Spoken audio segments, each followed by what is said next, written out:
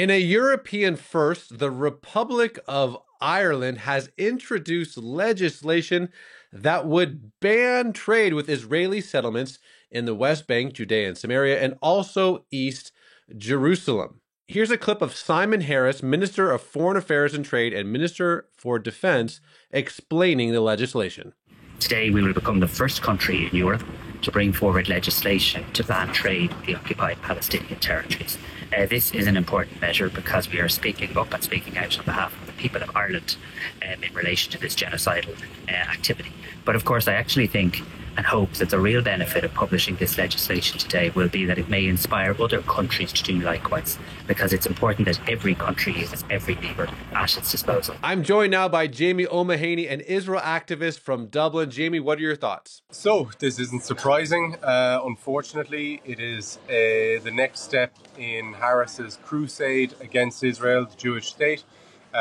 He has made it really the raison d'etre of his foreign policy since coming to that office in January of this year. He's currently the Deputy Prime Minister, having been the Prime Minister last year. As a bit of a background, I mean, Harris's first action as leader of his party was to disinvite the Israeli ambassador from the national conference, while of course retaining the Iranian ambassador.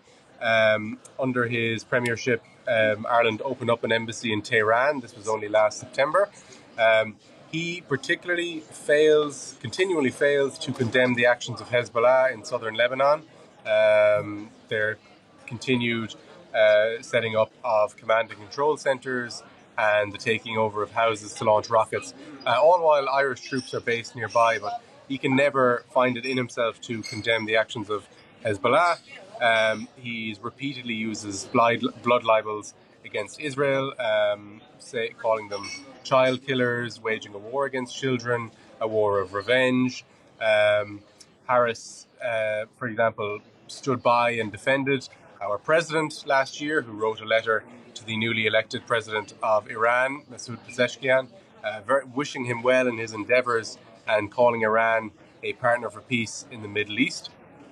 And essentially, over the past few months, since coming into office as part of the new government, he did repeatedly say that it was his intention as part of the programme for government to pass a bill of this type. It has changed its name slightly. The bill brought forward previously was called the Occupied Territories Bill. He has now changed it to entitle it the Prohibition on the Importation of Goods Bill.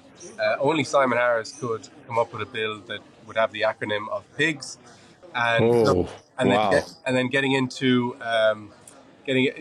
moving into the present with the current bill. Of course, it's outrageous, because when you really think about it, it is actually going to be the first piece of legislation in Europe since 1945 that's going to criminalise trade with Jewish businesses.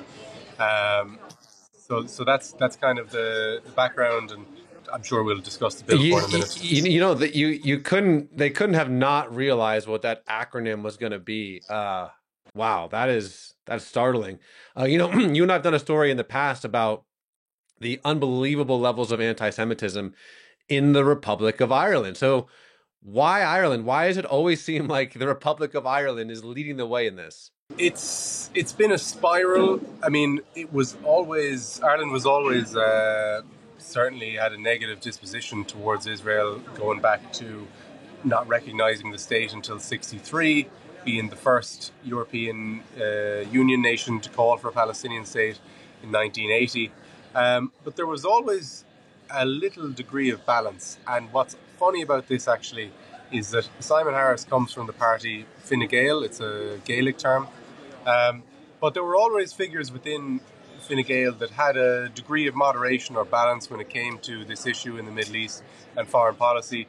Probably most notably from a man who's a mentor of mine, Alan Shatter, who's a former Minister for Justice, would have served alongside Simon Harris about 10 years ago in the Irish Parliament. But ever since the current war, ever since October 7th, it has become an absolute obsession within Ireland. You have full frontal war between the media, the academia and the political class. You have certain groups, for example, that will ensure almost that an event is hosted across the country, at least one every day. And on a Saturday, you might have 7 or 8 in towns and cities across the country. And Harris, in particular, it's a kind of a theory of mine that he's grown up. He's a millennial. He's in his late 30s, and he has grown up with the new age of technology, shall we say, and he's grown up alongside the industry of lies, as the Israeli journalist Ben Dror Yamini calls it. So what I mean by that is the incessant articles, articles, UN reports, the morality of the small screen now with phones. People might see a clip from a war zone and never question it, but come to a moral judgment so quickly.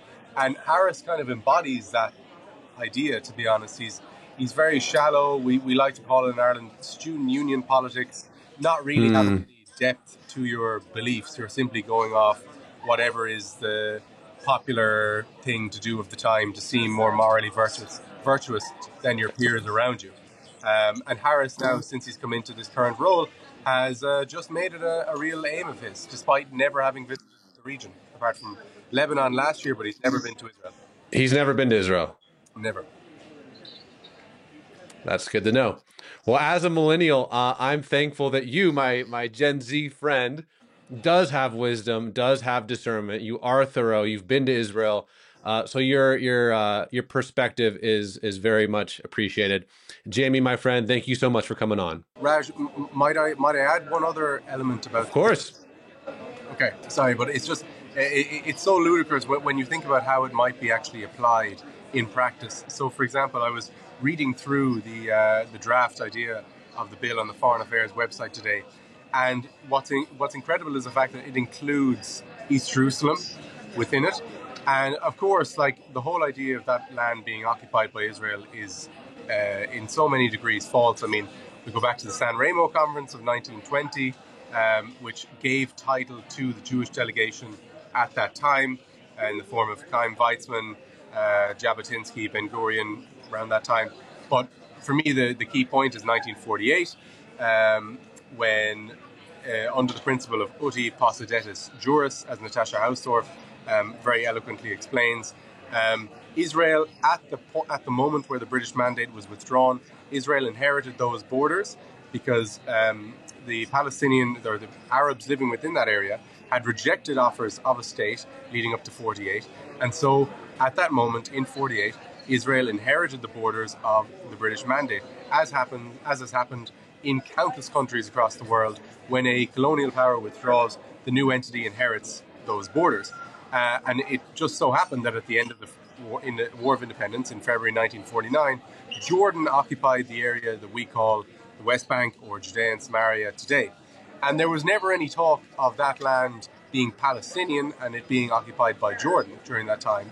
It was occupied from Israel by Jordan. Suddenly, after 1967, when Israel won that land back, it became occupied Palestinian territory. And of course, Palestinian national identity, and particularly the usage of that land, has always been something of a Trojan horse through which to undermine Israel's legal and sovereign claim to that land. And then, we move into the present day. As I said, the bill mentions ludicrously East Jerusalem. That includes the Old City, which I'm sure many of the viewers will be aware of as the religious epicenter of Christianity and has huge history with Judaism and Islam as well. So that includes the Old City. So just to be specific, an Irish person might travel to that part of the world and they might go into one of the many shops selling religious icons in East Jerusalem, and they might buy a cross or some holy water. Under this bill, bringing that back into Dublin Airport would be illegal. Wow. You could be prosecuted. And from a more light-hearted perspective, if one was to travel east on a bus from Jerusalem for about 40 minutes, you would hit the Dead Sea, which is a geographical phenomenon, of course, known for its incredibly saline water, but in particular its health benefits. And I was there only 3 weeks ago, and they have a gift shop there that sells many health and wellness kits. And to think that if That's someone what that, was to buy one that's of where I those, get whenever I go to Israel. That's that store that sells Kedma products. That's what I get my wife. I know exactly what you're talking about, brother. exactly, yeah, or even the vineyards that are scattered around Area C, and then also what really is a particularly pernicious aspect of this bill is the fact that the bill is he refers to Israeli settlements in the West Bank, and when you think about the land and the people that are involved there, he's obviously referring to Area C of the West Bank, which was drawn up under the Oslo Accords in 1993. And Area C is the only area permitted for Jews to live and do business. Area A and B, of course, are exclusively Palestinian residents run by the Palestinian Authority. So what he really is going as punitive as possible in order to punish the commercial actions of Jews living in that area. Well, Jamie, you have definitely done your homework. It is apparent. I think you're an extraordinarily important voice in this discussion. I'm glad God has placed you where you are. But as for now, Jamie, again, I cannot thank you enough for your time. God bless, my friend. Thank you very much, Raj.